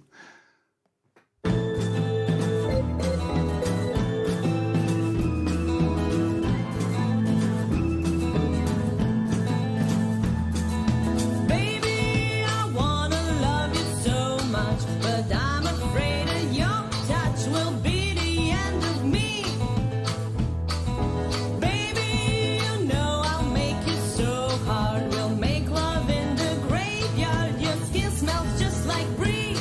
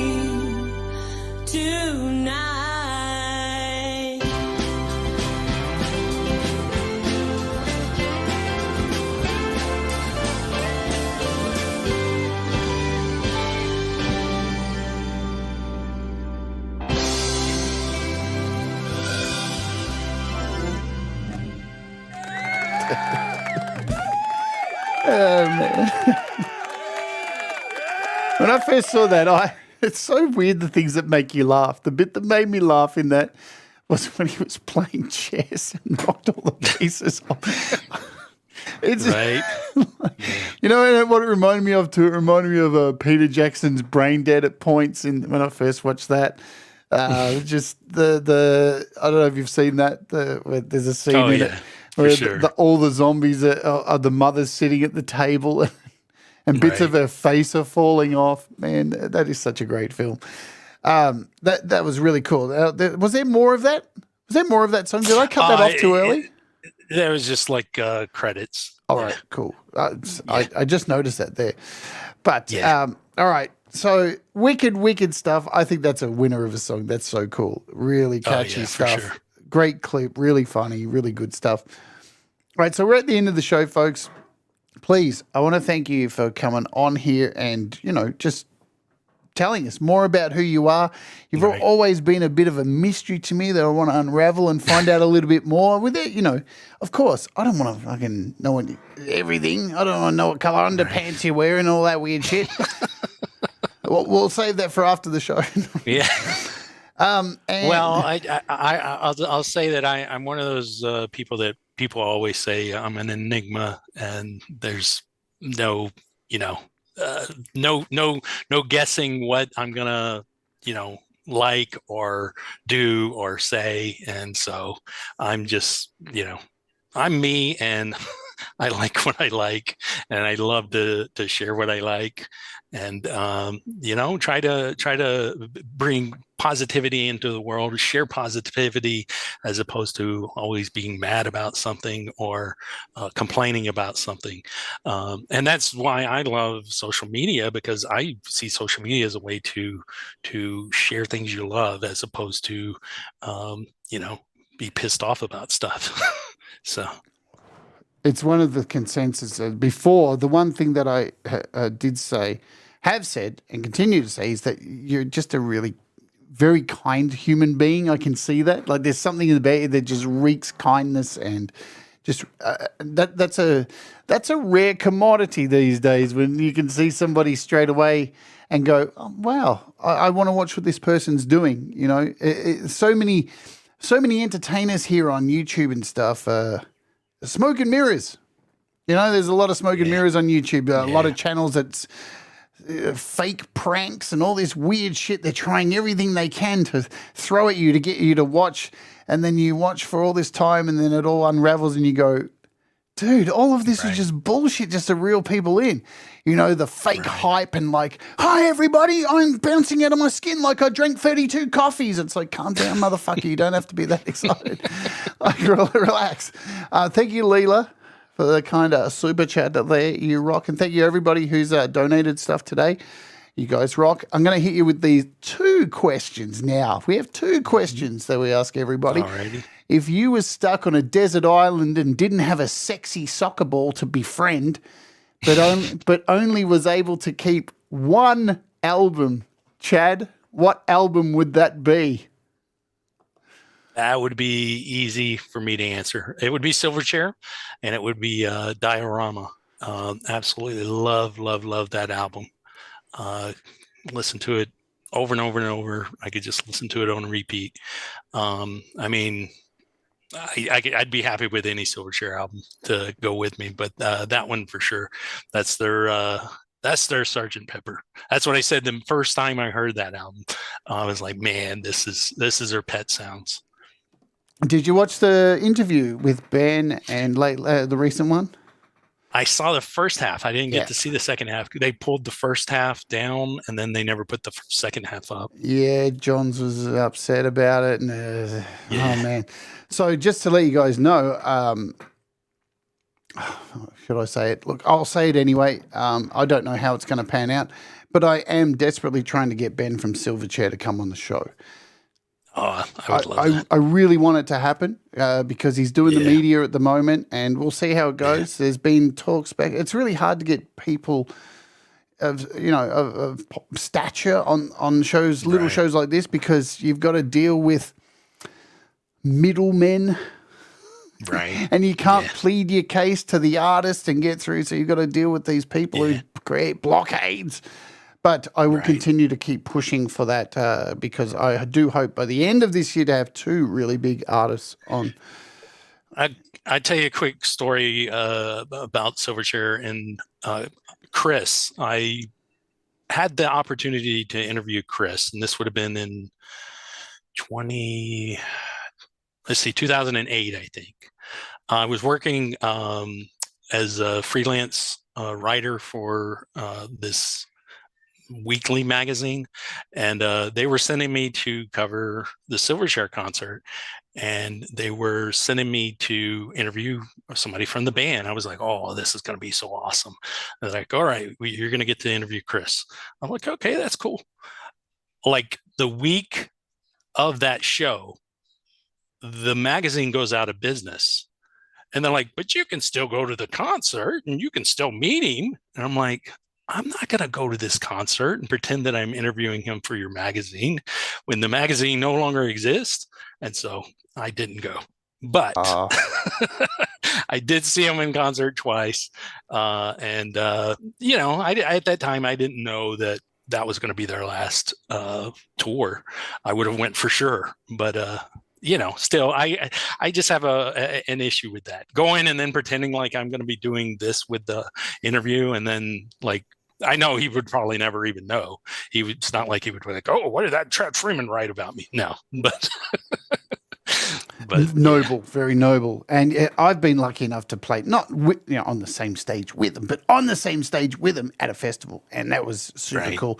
Man, one of my favorite bands. They came out of nowhere here, huge rise to success, and again, another product of like other parties involved pulling and pushing and drugs and the rock and roll story, man. It's a thing.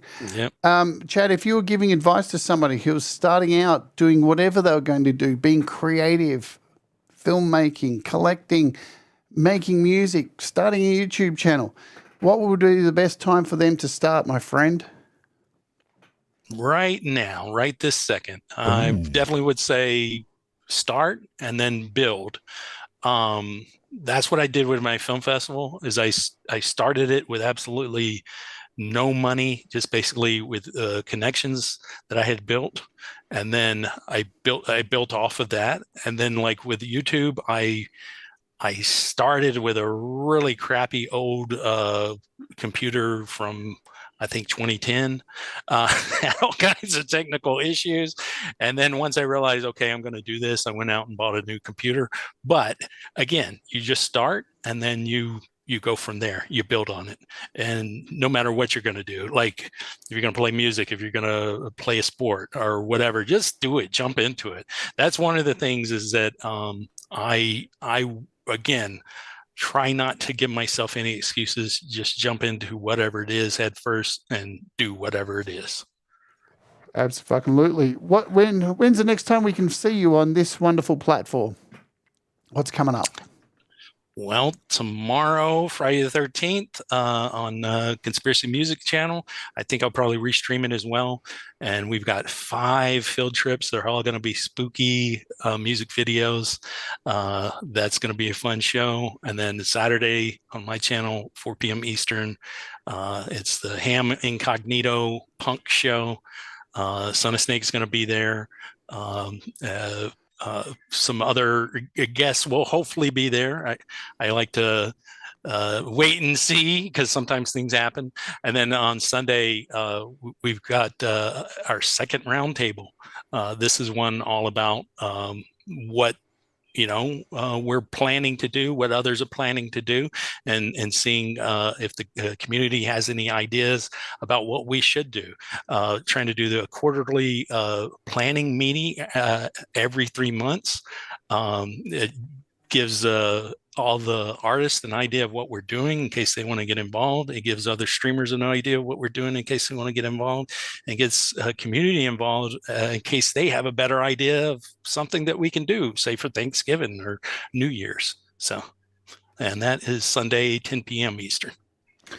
Wicked, wicked stuff. Now, folks, thank you all for being here and hanging out. There's been a huge number of you here. Thank you for the support, as always. Thank you for the music that you create, yeah?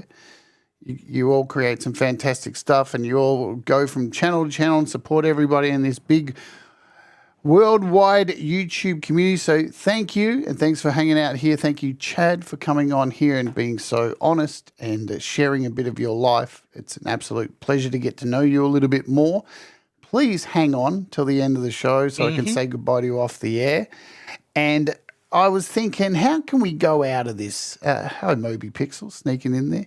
How can we go out of this and have a big production to finish the show? And then I thought, you know what? Fuck that. There's one person who I think can sum it up perfectly with no frills whatsoever, honest, raw, sits there in front of a camera, no special effects, no fancy doors, no nothing else. Wears his heart on his sleeve. He's probably one of the most beautiful souls in this community to tell us all a little bit about the man who I've been interviewing today, and that, of course, is Robbie Stingle. So let's go out with the man, the Armadillo Whisperer, and we're going to find out a little bit about that little armadillo that's sitting there. So let's do this. I just think it's a fitting way to go. All right. Thanks, everybody. Take care and do the things that make you happy. Mistakes make you better. We'll always together. Oh, I should mention too, so I have a new thing coming up. Let me just I'll do a quick promotion here because I have a new show happening starting tomorrow. It is a thing called the Update. So any of the things I can't fit into the shows during the week, latest updates, things that you may have missed, we'll be doing this tomorrow on the channel. And something else that is happening here for me on the channel is for the opening hour this week, I am doing a tribute to Pete Johns because Pete gave us a whole month of his time to help us do Song Timbre and get a whole bunch of stuff out. So I'm going to sing a few Pete Johns songs. So that's what's happening here on the channel. And the rant this week, I think it's going to be about YouTube ads. So get ready because, boy, do I have a lot to say. And it's going to be a wild one. So if you're going to join me for that, join me for that. All right, let's go. I wanted to thank you, though, real quick, Jade. Thank you for having me on. I very much appreciate it. I very much respect you and what you do. Love everything about you as a person. You're fantastic. A great example in this community. So very much thank you for having me. And thank you all that have watched, and positivity and love to everybody out there. Thank you so much, my friend. Are you ready, guys? Let's do it. Robbie Stingle. See you later. Let's go. Boom.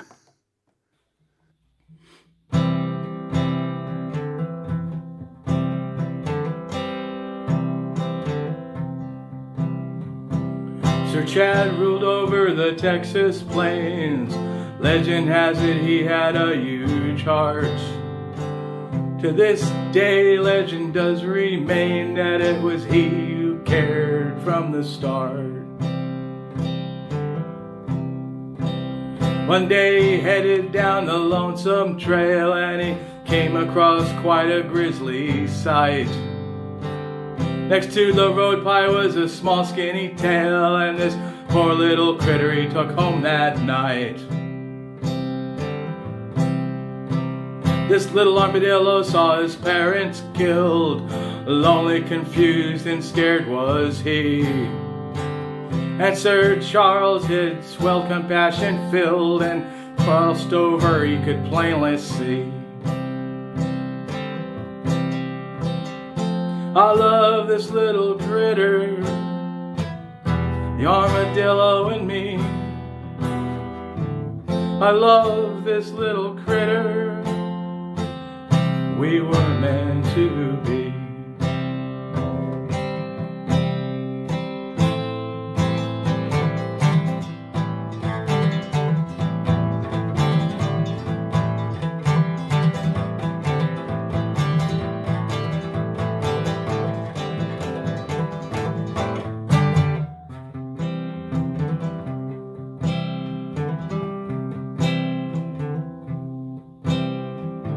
As time went on, Chad could communicate.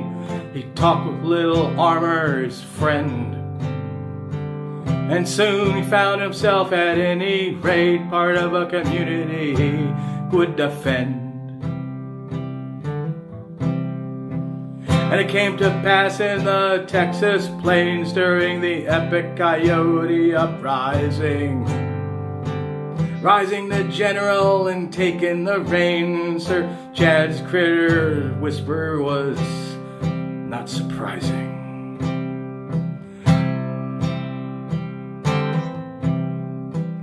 With little armor by his side, second in command, the Armadillo army kept the coyotes at bay, and together they fought, made a stand. Together they coexist this very day.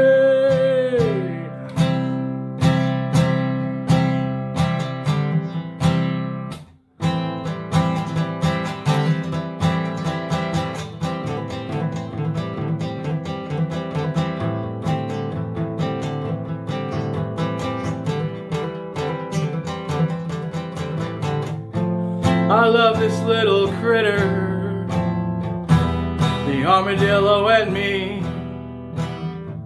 I love this little critter, we were meant to be. I love this little critter, the armadillo and me. I love this little critter, together. Little armor and me.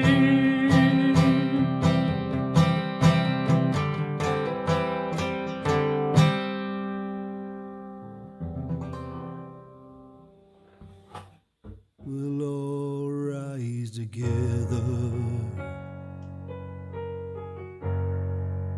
'cause you make me shine better.